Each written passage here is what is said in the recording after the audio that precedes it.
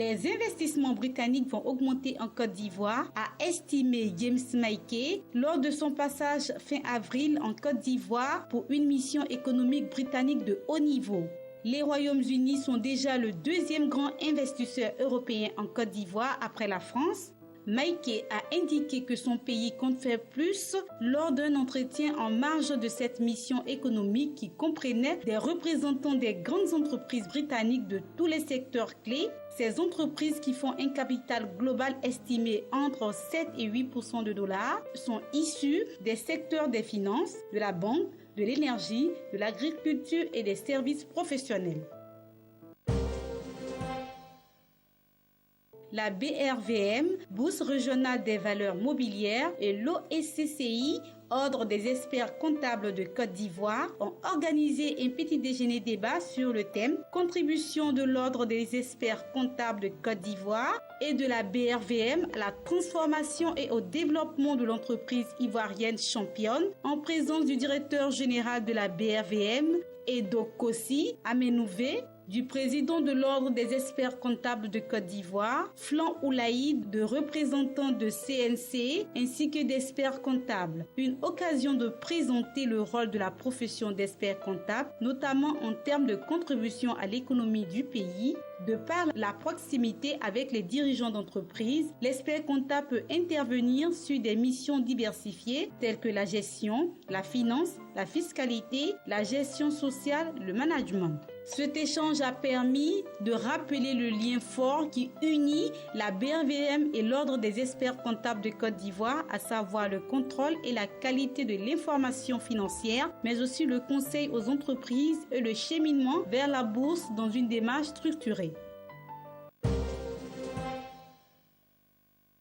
Le port autonome d'Abidjan a annoncé dans un communiqué récent avoir obtenu la certification environnementale ISO 14001 version 2014 niveau 1 décernée par l'organisme international AFCAD-AFNOR, première norme sur le management de l'environnement. L'ISO 14001 est particulièrement apprécié pour son aspect opérationnel. Adopté par plus de 250 000 utilisateurs certifiés dans 155 pays, la norme ISO 14001 évolue en 2015 pour prendre en compte l'évolution des marchés et des attentes de la société. Amélioration de la performance environnementale, intégration des parties prenantes externes, définition des enjeux. La nouvelle version de la norme confirme ses fondamentaux mais explore de nouvelles voies.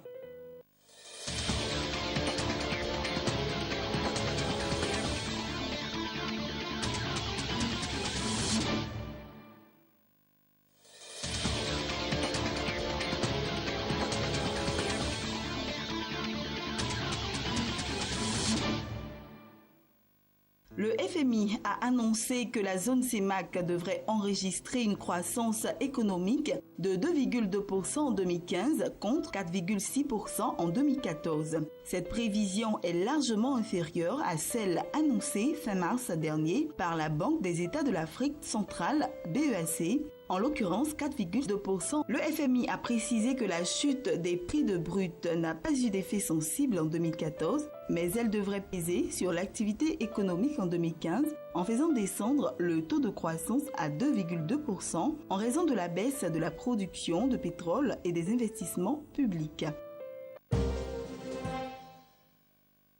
La filiale égyptienne du géant immobilier émirati de la promotion immobilière Emaar Property a annoncé dans un communiqué qu'elle envisage de s'introduire sur la bourse du Caire afin de lever 2,8 milliards de livres égyptiennes, soit 367 millions de dollars. Emaar a précisé que l'opération portera sur l'émission de 600 millions d'actions au prix de 4,70 livres égyptiennes par action, conformément aux recommandations comptables Grant Thornton.